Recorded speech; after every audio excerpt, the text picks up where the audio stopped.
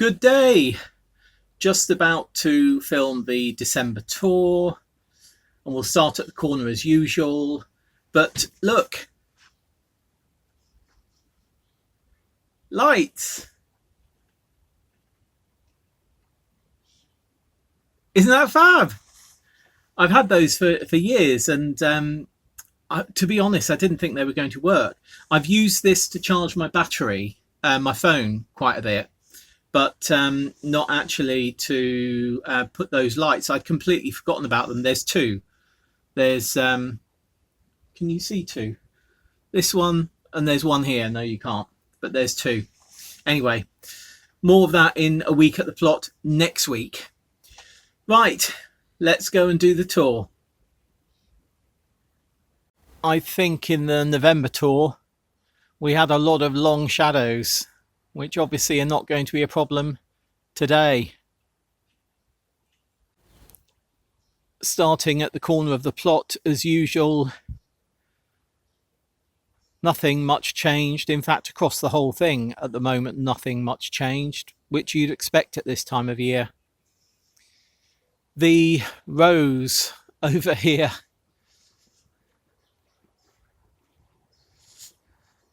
look at that, still giving us lovely roses.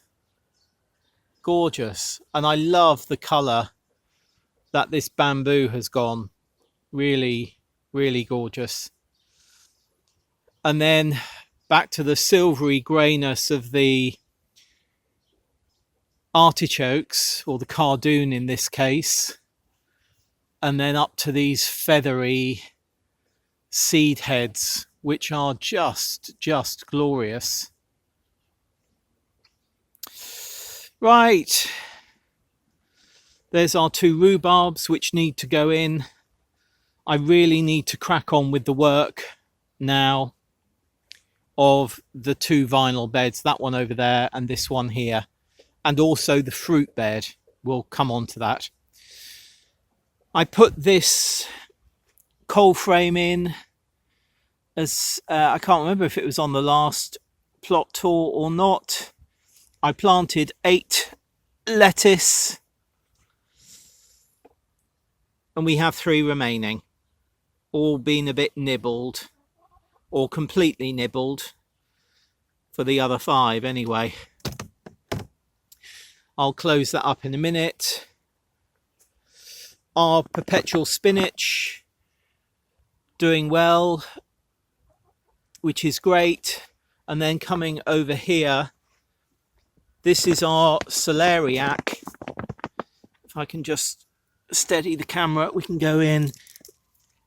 You can see they're bulbing up quite nicely.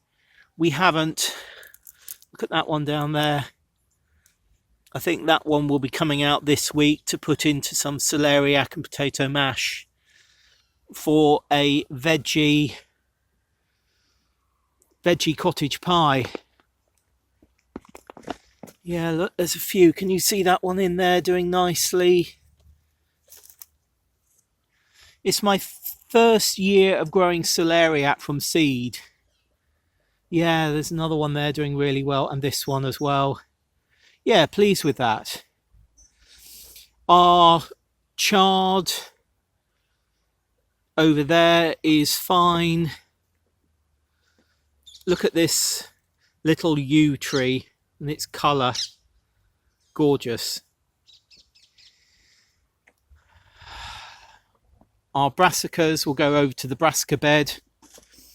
What I have noticed, and it's partly my fault and partly something I hadn't thought about, is the ground. When we put these beds in, you'll remember I put 3 layers of cardboard down. We've done it no dig. And even though brassica roots are really shallow, they have been incredibly shallow this year because the roots don't seem to have wanted to go beneath the cardboard layer. So once these brassicas are out of these 2 beds, this is going to be another bed that will be forked over to a fork's depth. But yeah, brassica's doing well. We've left some to go to seed for bees, and we've got other heads here coming of sprouting broccoli, which is great. Now look at this. If you've watched a week at the plot, you'll know, but I had the blue hoops on here and didn't take them off. And look at this pigeon damage. There was a hoop going sort of across the bed, which was a perfect landing bay for pigeons. Hey ho. Cavallo Nero doing fine, and we're harvesting from that. In fact, that's just beautiful. But we seem to have not that many this year.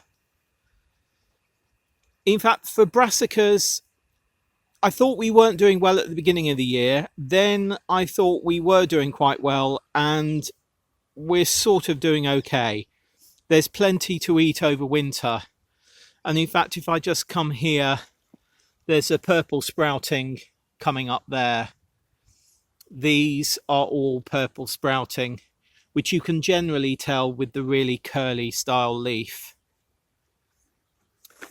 Brussels sprouts, we're now harvesting. I go in, you can see that they're a nice size, certainly my thumbnail.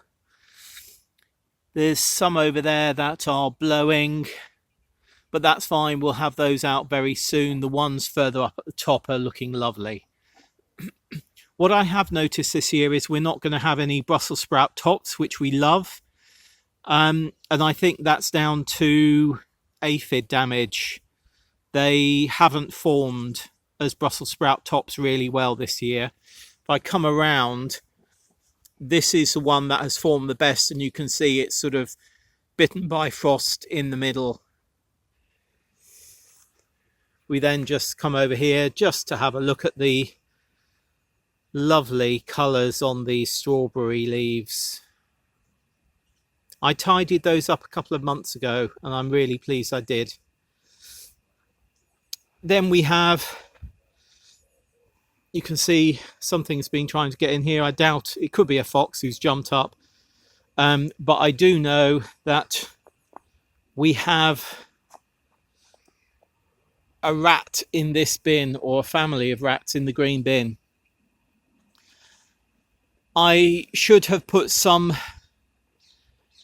metal grid below that bin or below those bins when I put them in, but I didn't because I didn't have any. So that's something to think about for this coming year when I empty it. As you can see, I've got another pile here of horse bedding and horse poo, which will be going into the black Dalek bin.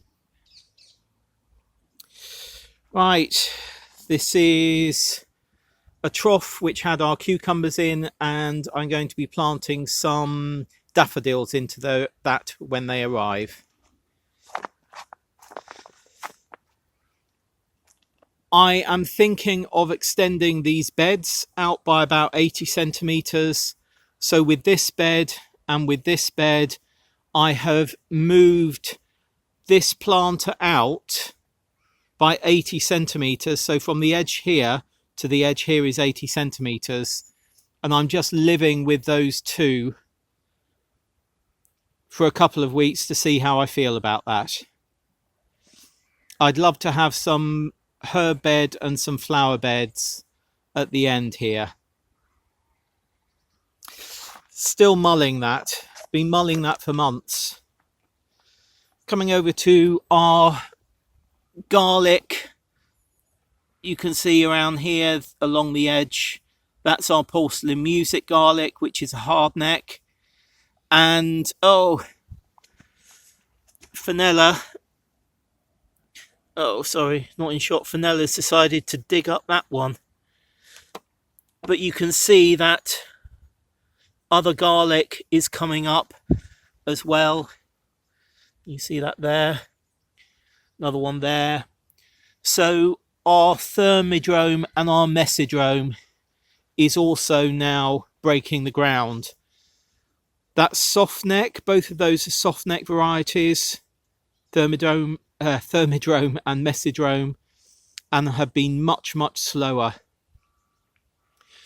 Going over to the onion bed, really mixed growth in this bed. Maybe if I come down here you can see it.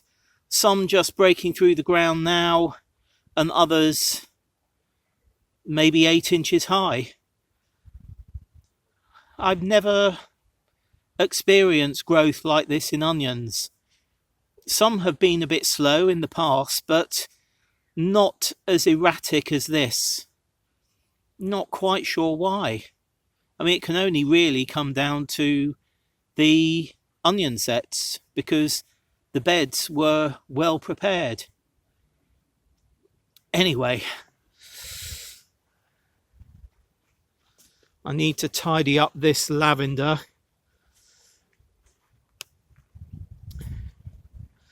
Our beetroot, various types of beetroot in here. It needs a really good weed, but you can see, can you see that beetroot in there? There's a much larger beetroot there. Mix of red, and you can see the yellow beetroot there, or orange. That's a burpees. Is it burpees golden? Turnips here. Again, turnips have done well for us this year. You can see them in there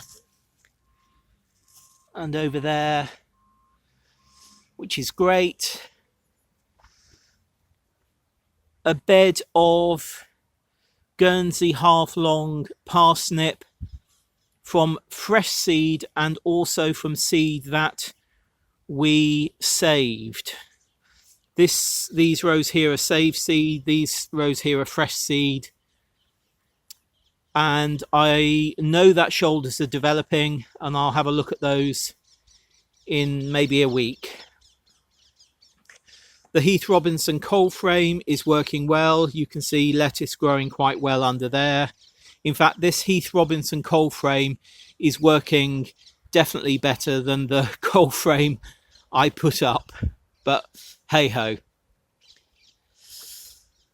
Again, thinking about extending this bed a little bit. So I've moved this mint planter out a little bit. I've sort of lined it up with that stepping stone, living with that. I'm thinking of putting a herb bed here and sinking this mint trough completely into the ground. Obviously keeping the mint constrained in the trough, because mint can be incredibly invasive. Our bench of plants, which I was hoping to sort out by now, but I haven't, but I will get on to that. I need to give various ones away to other people on the plot who've asked for them. And this is our selection of perennial kales. The darker ones at the back are Indian perennial kale, which is a Taunton Dean. And then these three at the front, this is a Debentum, and a Debentum panache. I'll go over those in a week at the plot sometime soon. But yeah, I need to sort out this bench. Gosh, it is cold today.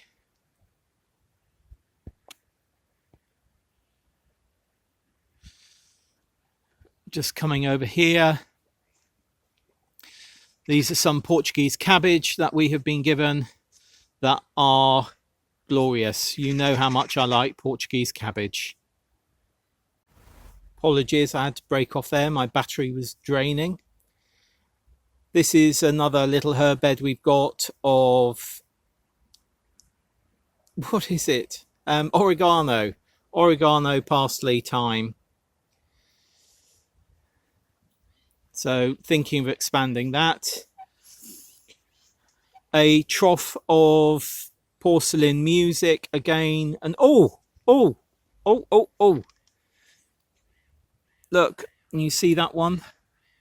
That's Messidrome.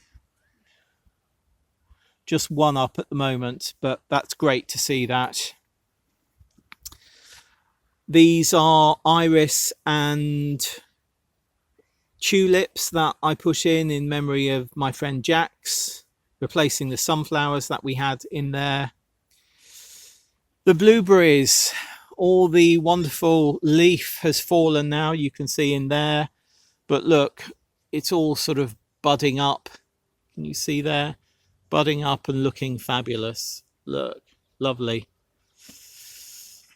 Right, our flower bed, our flower border bed, still got colour in it and lots of growth.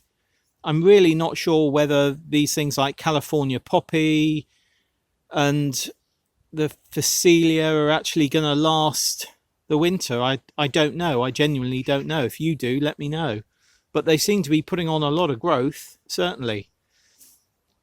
And this one, look at that beauty. Not quite sure what that one is, but very pretty. And obviously some marigolds still in there. This verbascum really growing well. This is going to be our fruit bed, so all of these are going to be going into the ground over the coming months, apart from the apple tree over there. Not sure where we're going to put that apple tree or whether we're just going to put it into a bigger pot.